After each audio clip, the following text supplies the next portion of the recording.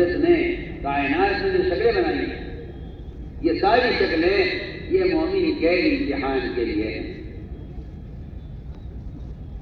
مومن کے امتحان کے لیے۔ اللہ رب العزت ان اسباب میں مومن کا امتحان لیتے ہیں کہ یہ مجھے ان اسباب میں کتنا یاد رکھتا ہے، یہ مجھے ان اسباب میں کتنا یاد رکھتا ہے، یہ مومن کا امتحان ہے اسباب۔ اگر اللہ اسباب نہ بناتے، اگر اللہ اسباب نہ بناتے اور انسان کے اندر اللہ رب العزت اپنے حکموں کے خلاف تقاضے نہ رکھتے، آپ سوچیے، دو باتیں میں کہہ رہا ہوں۔ اللہ اگر اسباب نہ بناتے اور اللہ تعالیٰ مومن کے جسم میں اپنے حکموں کے خلاف تقاضے نہ رکھتے، پھر یہ میں کہتا ہوں کہ پھر یہ فرشتہ ہوتا اور فرشتے سے جنت کا کوئی وعدہ نہیں، جنت فرشتوں کے لیے ہے نہیں، فرشتوں نے جنت کو دیکھا اور اس میں داخل ہونے کے جو راستے تھے ان راستوں کو دیکھا،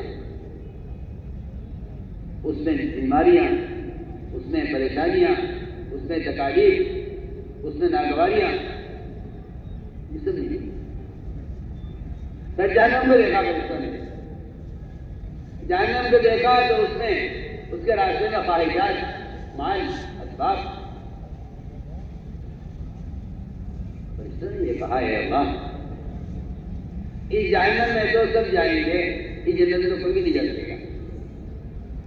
فرشتوں نے یہ کہا کہ یہ جنت ہمارے لیے بنی ہے کیونکہ ہم ہر وقت اللہ تعالیٰ کی یاد میں اور اللہ تعالیٰ کی عبادت میں مشغول رہتے ہیں۔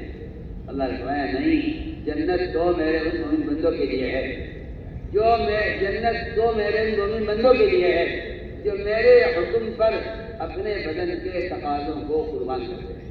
میں آپ سے بولتی ضرور بات کرتا ہوں، خواہشات کا پورا کرنا ابدی نعمتوں کو ضائع کر دیتا ہے، خواہشات کو گزرنا ابدی نعمتوں کو باقی رکھتا ہے۔ جو آج وقت خواہش کو پورا کرنا، اللہ کا بیان کیا ہے، میوات کے جلسے کا بیان ہے، میوات کے جلسے کا بیان صاحب کا مجھے یاد آ گیا، عجیب بات ہے، عجیب بات، ہمارے بڑے مزے کی بات ہے، بہت دھیان جگہ بریک نہیں ہو رہی ہے، میں کیا بات کروں تمہارے سے بتاؤں، کیوں کھڑے یہ لوگ؟ دھیان ہی نہیں ہے تمہارا، توجہ نہیں ہے تمہاری، میں کتنے مزے کی بات سنانے جا رہا ہوں،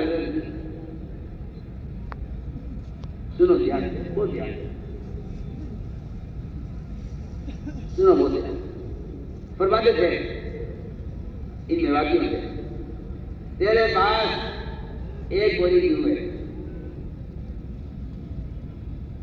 مثال دے رہے تھے، بہت اچھی مثال، تیرے پاس ایک بوری کیوں ہے؟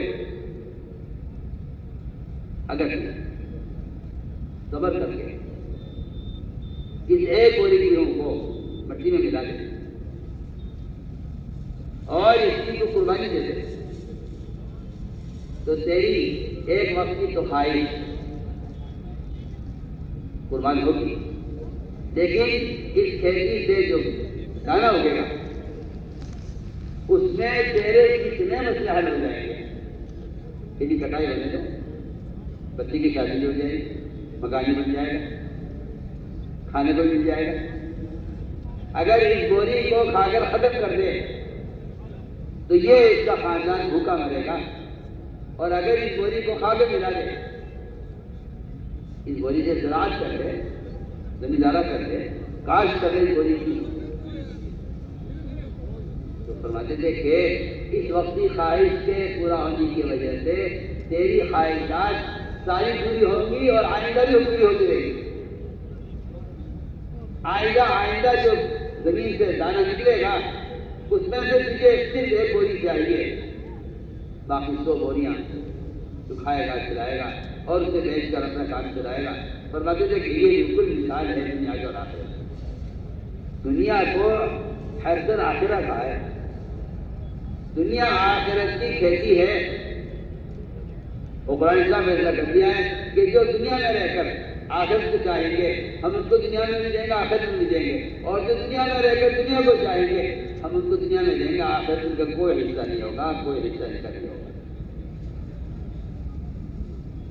کیا من كان يريد حرث الآخرة نزد له في حرثه ومن كان يريد حرث الدنيا نؤتيه منها وما له في الآخرة من نصيب. ایسے لوگوں کا آخرت میں کوئی حصہ نہیں ہے جو دنیا میں خواہشات ہوگی. میں نے عرض کیا کہ اللہ تعالیٰ نے انسان کے جسم میں کچھ تقاضے رکھتے ہیں. نیند کا تقاضا، نیند کا تقاضا، بھوک کا تقاضا، شہوت کا تقاضا، مال کا تقاضا، اور ان سارے تقاضوں کے خلاف حکم دیے ہیں. یہ نہیں کہا تم جو کرتے چاہو کر لو، جتنا کر سکتے ہو کر لو، یہ نہیں پتا. آپ غور کیجیے، نیند کا تقاضا دیا، نماز پڑھ کر یعنی آپ کو اٹھنا پڑے گا. جو صاحب یہ خیال رکھتے ہیں کہ نماز جب آنکھ کھلے پڑھ لینا، ایسا آدمی نماز سے محروم ہو چکا ہے. یہ نماز سے محرومی ہے، یہ نماز سے محرومی ہے کہ جب آپ کی آنکھ کھلی نماز پڑھ لو. نہیں، آپ کو اذان پر اٹھنا پڑے گا.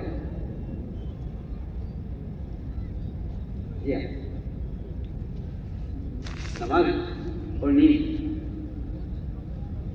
ادھر نیند مسلط کر دی ہے. علی رضی اللہ تعالیٰ عنہ کے گھر میں آپ صلی اللہ علیہ وسلم داماد اور بیٹی کو تہجد کے لیے اٹھانے گئے.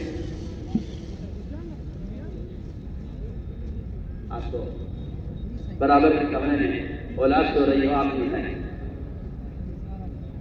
داماد اور بیٹی الگ مکان میں سو رہے ہیں، آپ ان کو تہجد کے لیے اٹھانے کے واسطے گئے.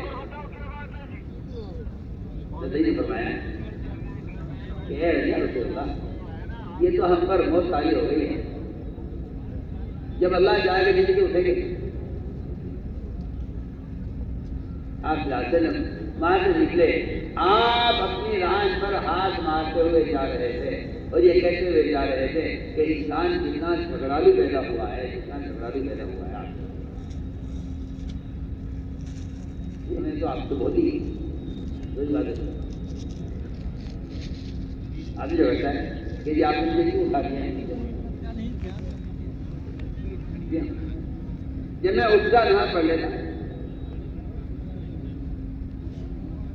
سنیے میں تو بہت بڑی بات ہے. اللہ نے نیند کا تقاضا رکھا ہے انسان کے جسم میں، اور نماز پڑھ کر کہ آپ کو صرف اٹھنا پڑے گا.